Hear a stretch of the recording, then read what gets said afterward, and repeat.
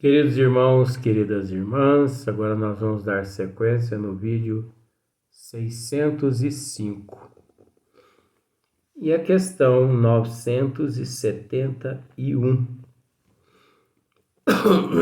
Me desculpe. É sempre boa a influência que os espíritos exercem uns sobre os outros. Isso é relativo, né? Isso é muito relativo e também é complexo. Nós não podemos afirmar nem que sim e nem que não. Isso a depender muito da alma que se encontra no corpo físico, do caráter, da moral da alma que se encontra no corpo físico, porque semelhante atrai semelhante. A depender muito de quais comportamentos aquela alma teve em vidas passadas, como ele se comportou, né? Como ele se comportou. Se aquela alma, ela, na sua programação reencarnatória,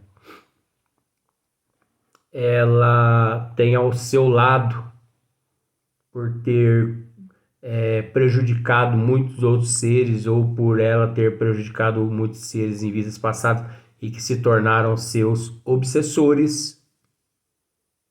Se ela, em existências passadas, ela angariou mais amigos, mais espíritos amigos do que espíritos inimigos. Então você viu como que a gente tem que raciocinar mediante uma pergunta? Não é só ler só assim, não. Ó. É sempre boa a influência que os espíritos exercem uns sobre os outros. E pronto.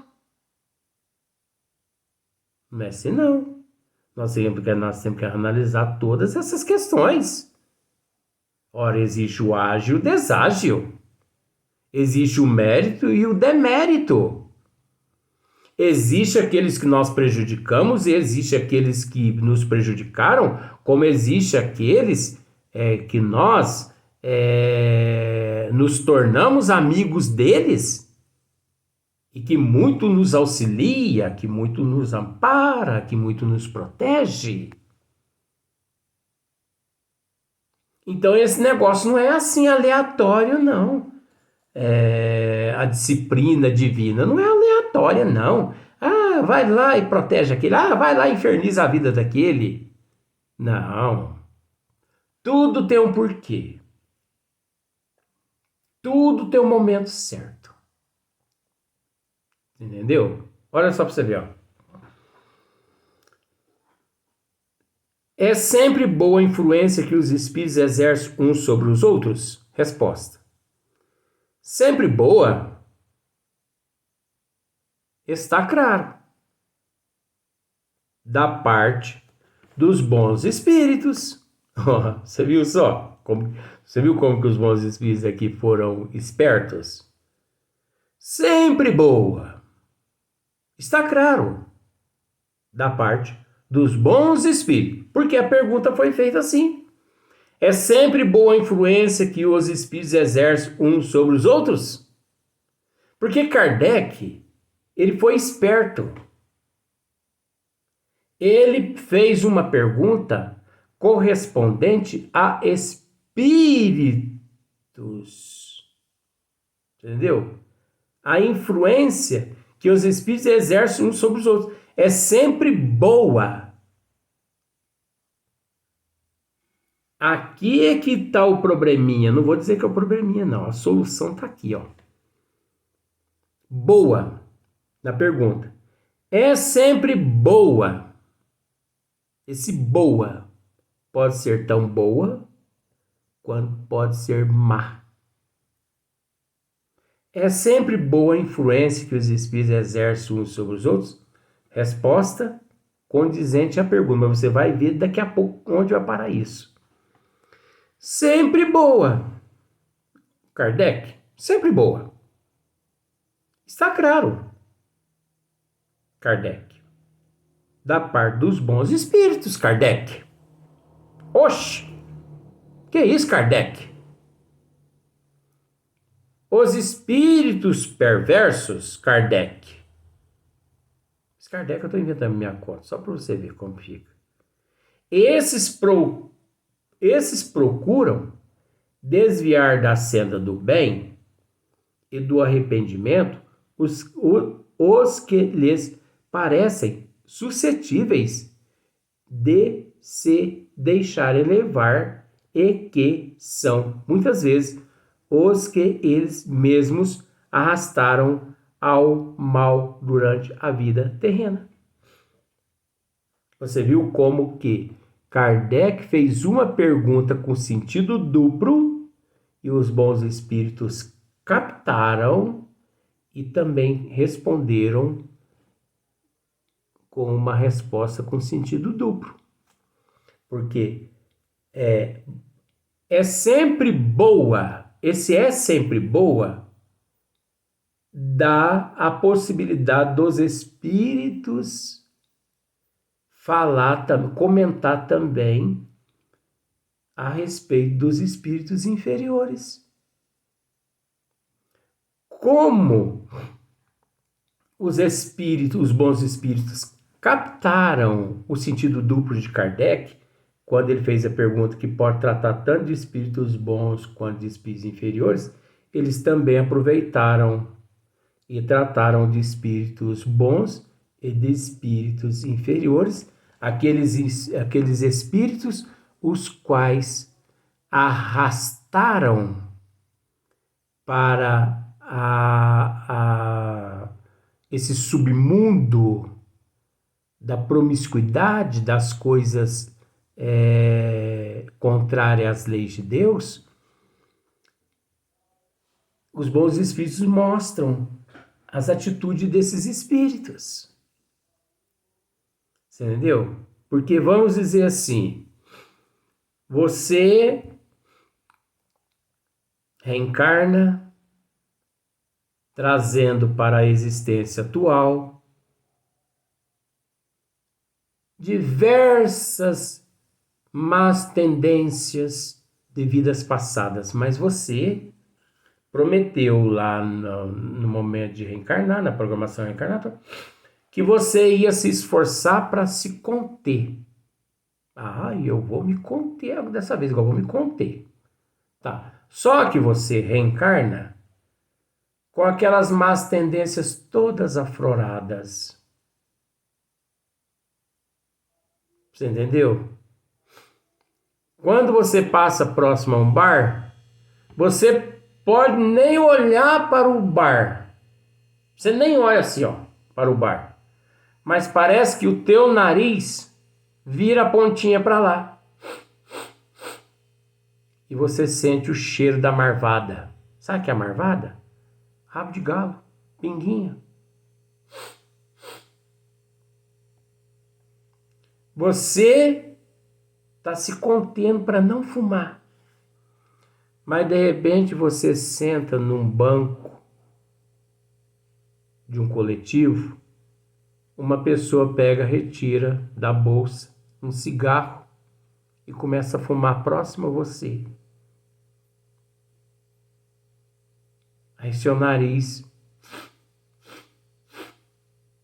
começa a cheirar aquela fumacinha de nicotina.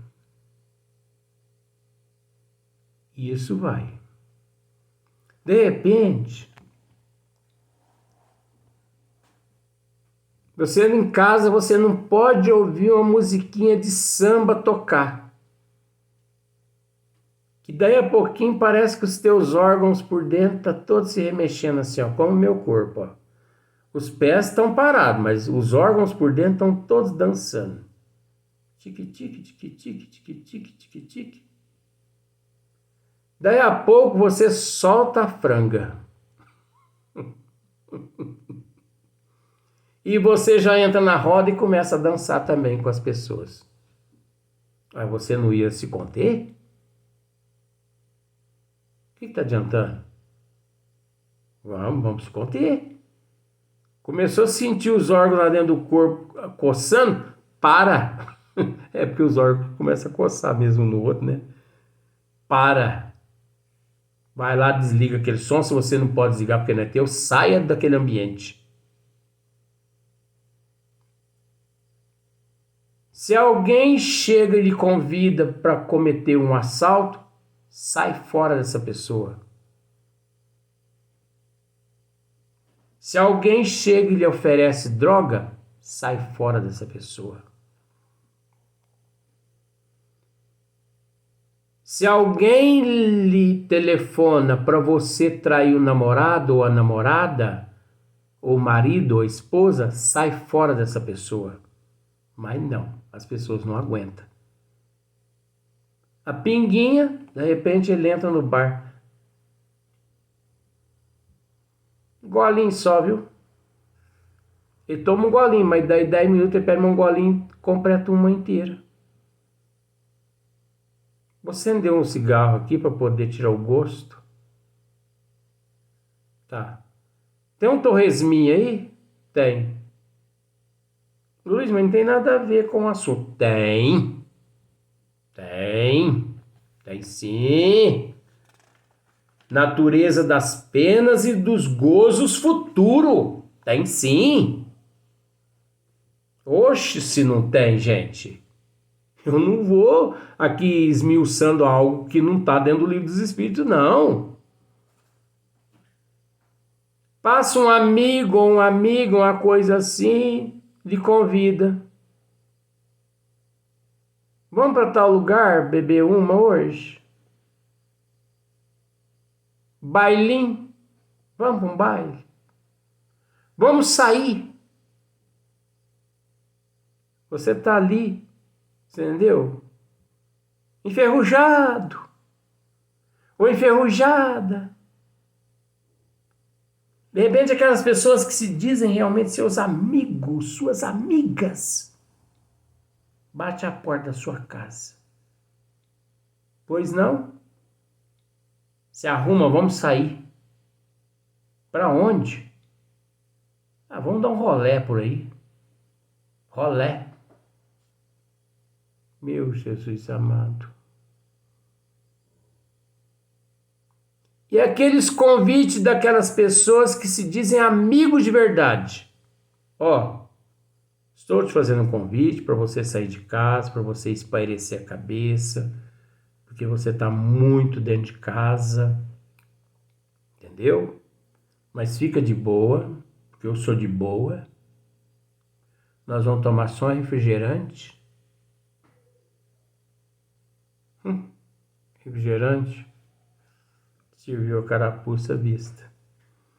Então, esses espíritos, ó, é sempre boa a influência que os espíritos exercem uns sobre os outros. Sempre boa. Está claro. Da parte dos bons espíritos. Os bons espíritos, eles exercem só influências boas. Eles te intuem para o bem, te inspiram para o bem, a fazer o bem, né? Agora, os espíritos sofredores, eles têm as pessoas menos esclarecidas como copo deles.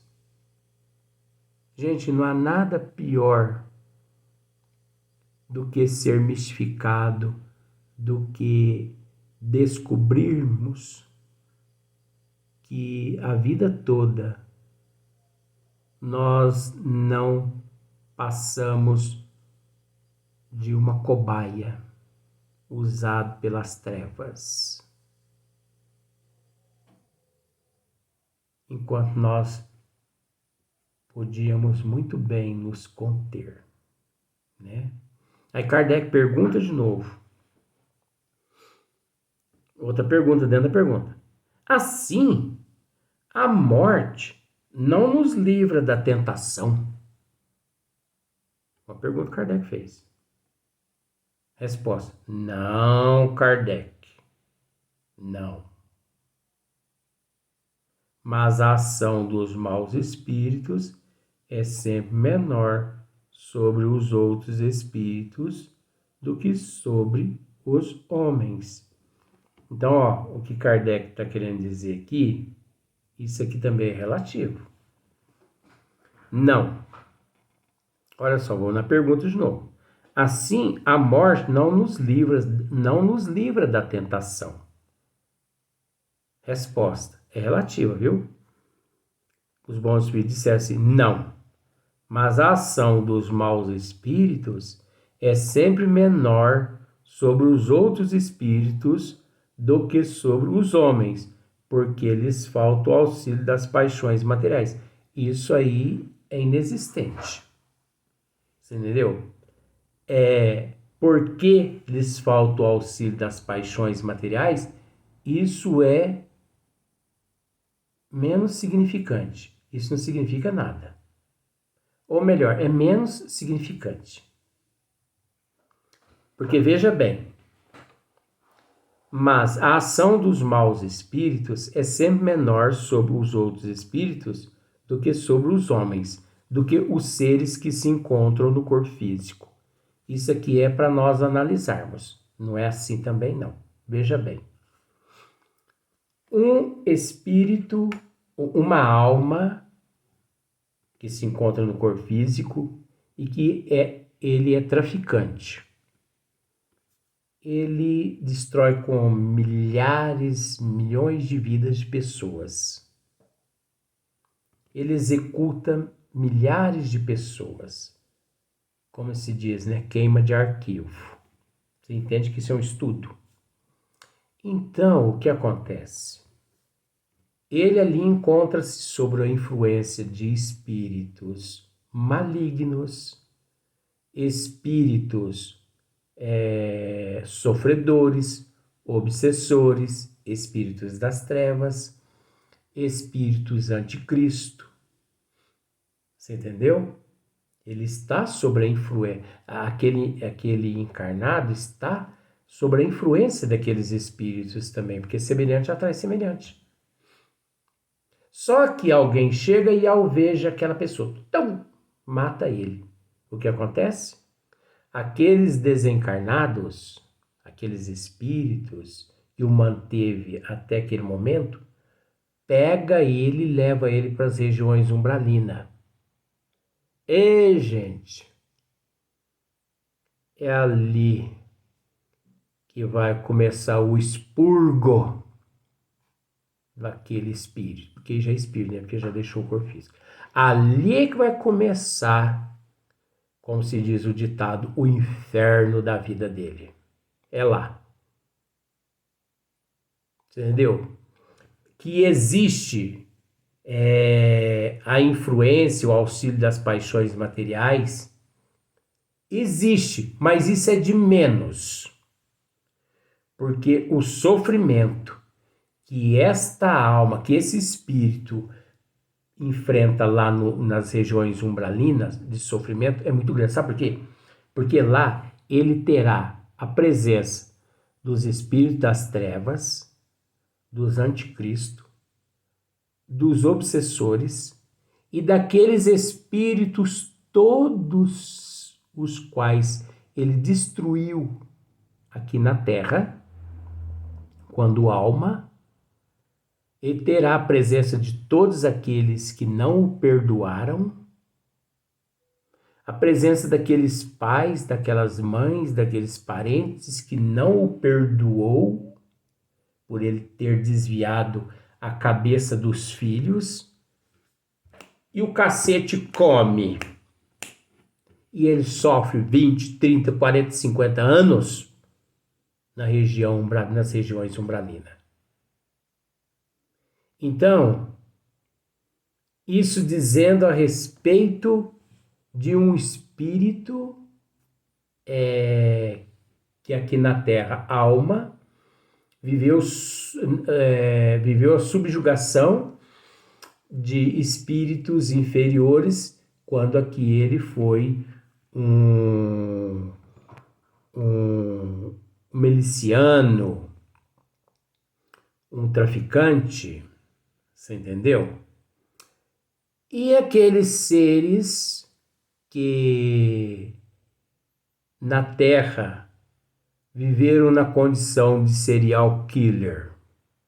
Gente do céu, vocês não têm noção que um espírito desse, ao retornar à pátria espiritual, o que eles aguentam, o sofrimento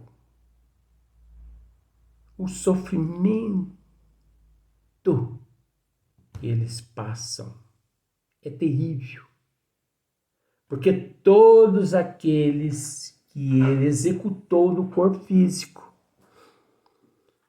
se não os perdoaram, na erraticidade se encontram à espera dele. E a família daqueles.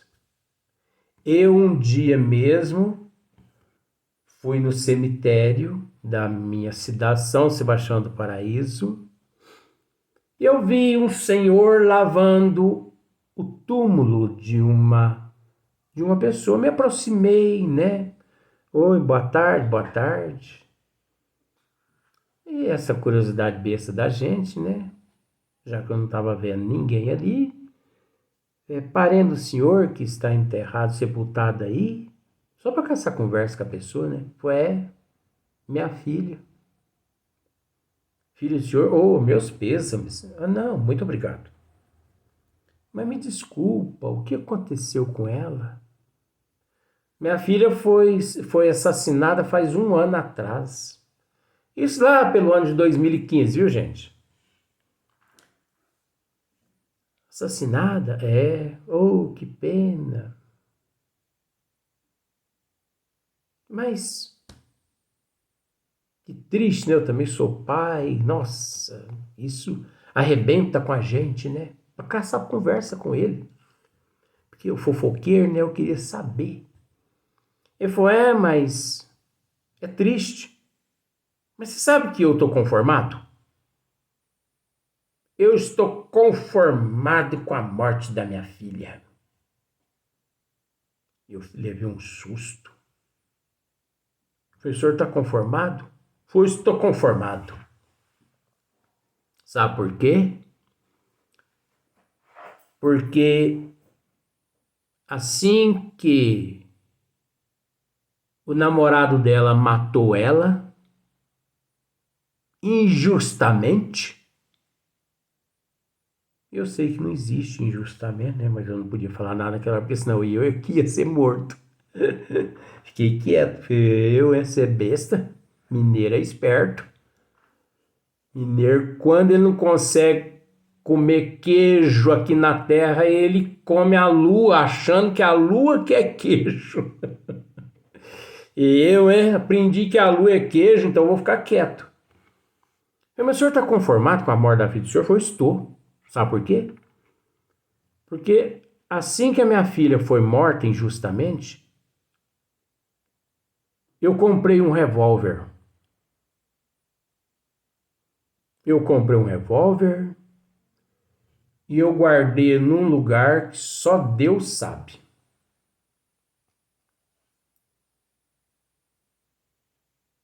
E o dia que a pessoa que matou ela sair da cadeia,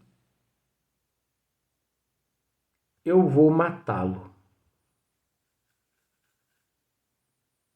Eu tenho amizade com o advogado dele e ele me disse que o dia que o cliente dele sair da cadeia, ele vai me avisar, porque ele, advogado, é meu amigo.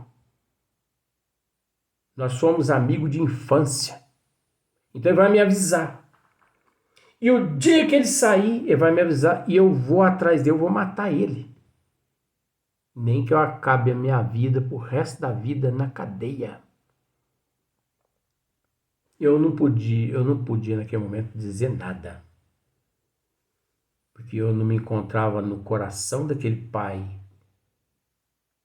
Então a gente não deve interferir na lei do progresso de ninguém. A gente tem que ter a honradez, a humildade de ouvir, porque ouvir também é uma caridade.